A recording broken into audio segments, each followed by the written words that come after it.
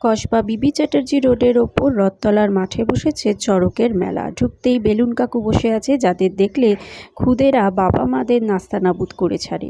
শেষ পাতে নয়, বরং মুখশুদ্ধি দিয়েই শুরু করুন মেলা। রয়েছে মিঠে পানের বড় এক স্টল।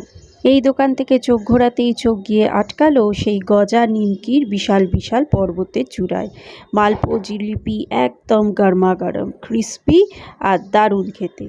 মেলায় দেখলাম সন্ধেবেলা লোকেরা পেট পুজো করতেই ব্যস্ত, ঘুগনিও রয়েছে জবরদস্ত। তারপরেই চোখে পড়ে গেল ওয়েস্টার্ন মকটেল কাউন্টার, যেটা ছিল একদম শুনশান। তারপরেই ছোটদের রাইড, গোল গোল ঘোড়া, মিকি মাউসে ঝাঁপানো। আর এটা তো এখন সব মেলাতেই দারুণ সেল হচ্ছে। স্প্রিং পটাটো দেখতেও যেরকম মজাদার, খেতেও তেমনি। এক একটা স্প্রিং পটাটো 50 টাকা করে, বেশ ক্রিস্পি, আর ওপরে সস আর পেরি পেরি যদি ছড়িয়ে দেয়, বাহ, দারুণ লাগে খেতে। এখনও যদি এর স্বাদ থেকে বঞ্চিত থাকেন, অবশ্যই ট্রাই করে নেবেন। কিন্তু যাকে ছাড়া সব কিছু বেমানান, সেই রয়েছে ফুচকা স্টলও। তাতেও না মন ভরলে পেয়ে যাবেন সুইটকর্ন আর পিৎজা।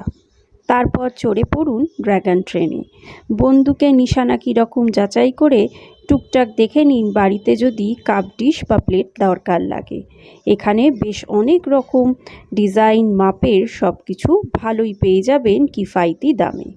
তারপরেই জমজমাট জায়গায় চলে এলাম, যেখানে মহিলাদের আর কচিকাচাদের ভিড়ে ঠাসা।